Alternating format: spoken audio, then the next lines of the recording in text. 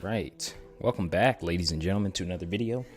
Today, we got I don't even know what to title this. I'm just going to call this People Say the Darndest Things When They Have an Agenda to Push. Maybe that's an appropriate title. Maybe it's not. We'll see what I end up going with. But today we had a poll. Let's go check out all the polls, actually. Let's check out what's going on in the polls. So I'm going to put the screenshot on the screen here. And one of my old polls was mask on or mask off, or in other words, are you guys wearing masks anymore? Looks like about 39% said yes, 61% said no.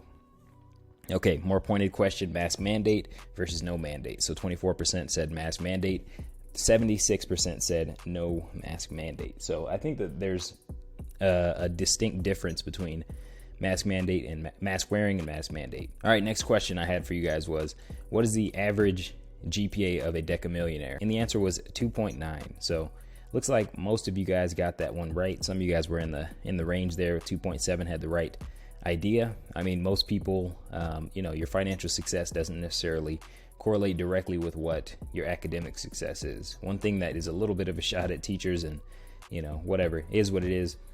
A lot of the decamillionaires basically said if the teachers knew how to become decamillionaires, then they would be there rather than telling people who is going to get there. So, all right, this next one, this is kind of the meat of the video here. I gave you guys a poll. I said, do the rich pay their fair share in taxes?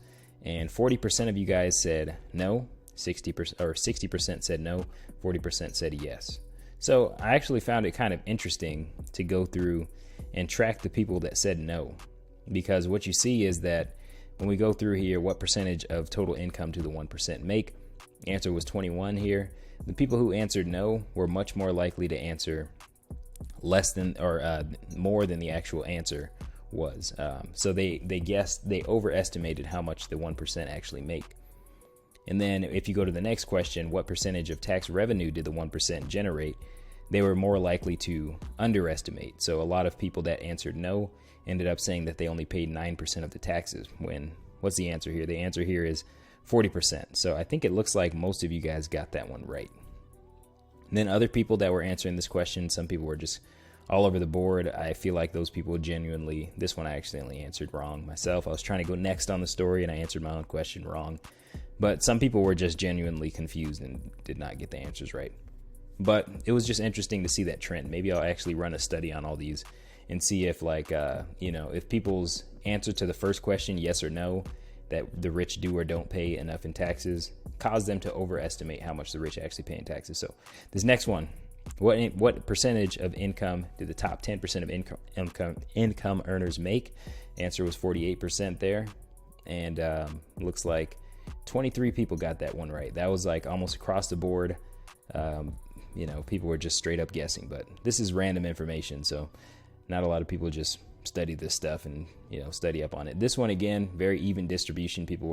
That kind of indicates to me that people were kind of just guessing. But anyway, 71% is how much of the tax revenue the top 10% actually pays in taxes. So we've got the actual shared up here on the screen here. So what you'll see is basically the top 1% pays more of their percentage in taxes. So, whatever your political leanings are, that'll decide what you think about that. So do you think that the people up here should be paying even higher of a percentage of total tax revenue, even though they make 21% of the income?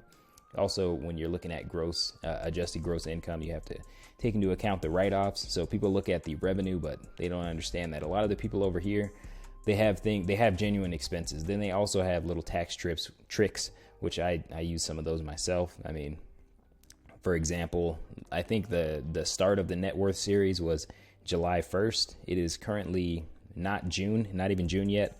And I'm up from 47,000 when that was to now I'm at 166,000. In 2 days, it'll be 170,000 in net worth.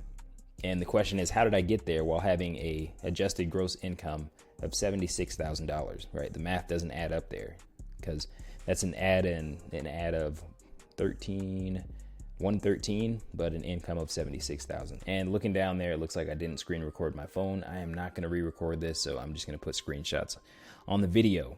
Let's move this over here.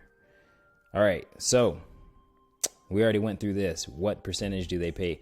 Question for you guys out there. What percentage do you guys think is fair? If you make 21% of the income, should you pay 21% of the taxes, or should it be more than that? There's a bee in my room. I'm freaking out a little bit. Gotta keep the show going though, even though there's a bee in the room. Stop. Never mind, it's a beetle. Okay, somebody asked me, what about the 1% of the 1%? So the top 1% earns $480,000 according to IRS data. And if we go down here, if we talk about the top 0.1% of taxpayers, we saw up here the 1% pays a 27.1 rate, and then versus the 14.34% for the average taxpayer. And they pay 39% according to this, so that's pretty close to the 40 that we talked about in the other study. But the 0.1% paid 19.5% of all taxes. And I think if you look at the 0.01% down here, they pay 8.75% of all taxes. So basically, they paid half of the 1%'s taxes. If you look even further down, about 40% of the entire amount paid was paid by the 0.01%. And if you look even further down here, of 1,000 1%ers, if you assume just one of those, the 0.001%, one person pays about 3.353% of all taxes paid in the U.S. So as you see, as it gets higher, you start to see more and more taxes being paid by those individuals. So the fair share thing, I wouldn't even frame that question that way. If you were to ask me, are the rich paying their fair share? Because the way I frame the issue is more like this. Like, imagine if you were a couple and you made, I don't know, 40% of the income and your spouse made 60% of the income, and you guys paid some amount of your kid's college, and your kid went off to college and they're drinking, they're smoking, they're doing like cocaine, and they're getting terrible grades. And somebody came up to you and asked you, do you think that you're paying your fair share of your kid's college expenses? You probably wouldn't be framing the issue in the sense of, you know, what's fair for me to be paying or for my spouse to be paying. You'd probably be like, I don't like how the money's being spent. And that's kind of where I'm at with the issue. But fair share, the fair share thing, it just kind of is not really on my radar. But I'm interested to see what percentage you guys think. Comment down below, what percentage do you guys think is the fair share for the rich, or 1% who make 21% of the money in the U.S. So this next one is over here.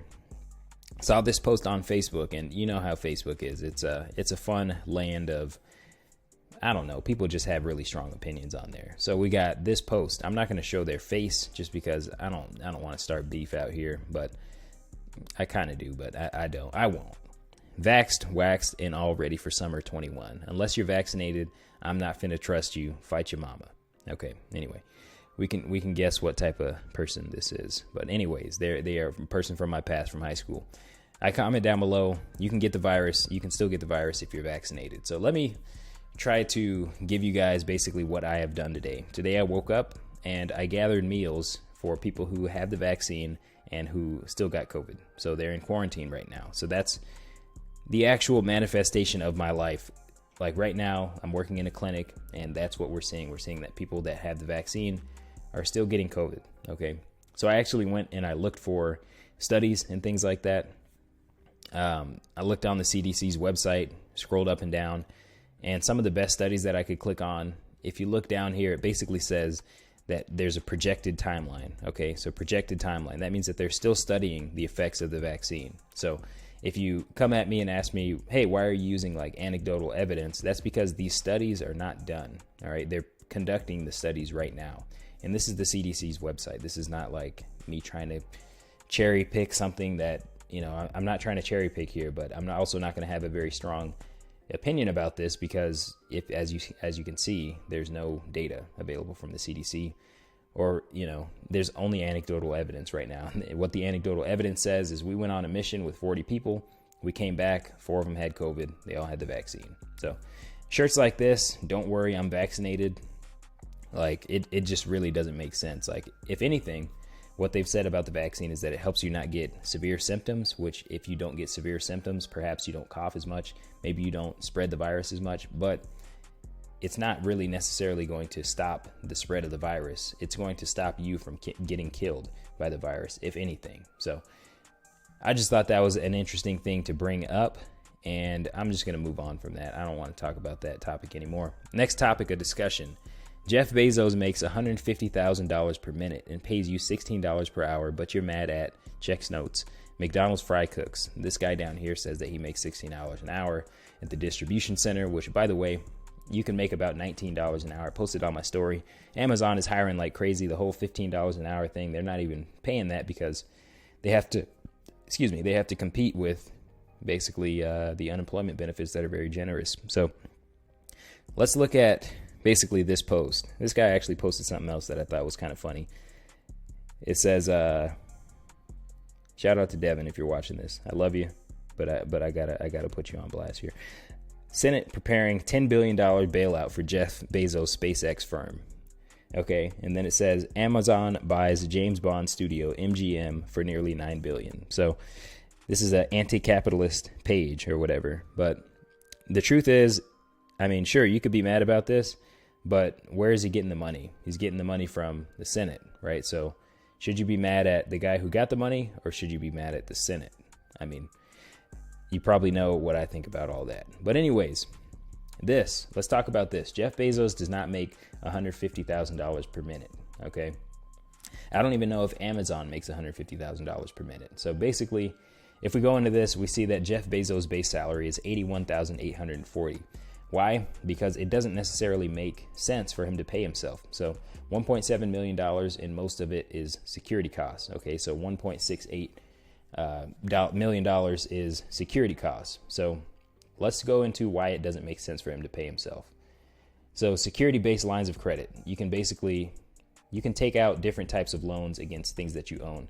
One is a home equity line of credit. You can take out a loan against your home and get the cash. One is margin. You can borrow against your stocks, basically.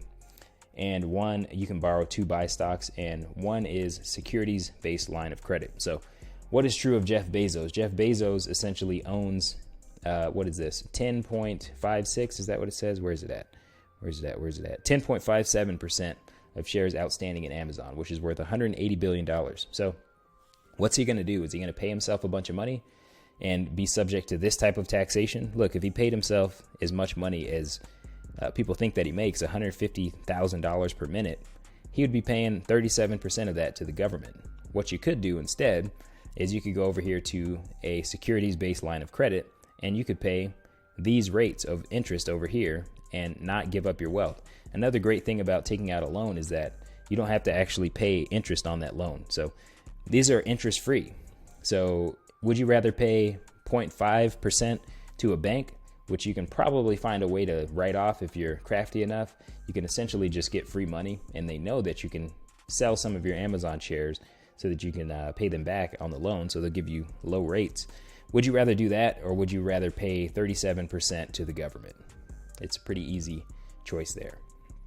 All right, and even if you look at him selling stock to pay himself, look at the long-term capital gains rate, the top rate. If you earn over $469,050, it's going to be 20%. So you want to give the government 20%, you want to give the government 37%, or do you want to give a bank 0.5%? Or for him, it would be 0.75%. So anyways, hopefully we got some good value out of this video. I think I'm going to maybe do a study on like how people reacted to that data based on whether or not they said yes or no to are the rich paying their fair share in taxes. Make sure you leave a comment to tell me what you guys think about that situation, whether you think it's fair, how much the rich are paying, unfair, do you think it should be more, do you think it should be less, or are you like me and you just have a problem with where the money's going in general? But anyways, hope you liked the video. If you did, make sure you give it a thumbs up. I'll see you guys in the next video.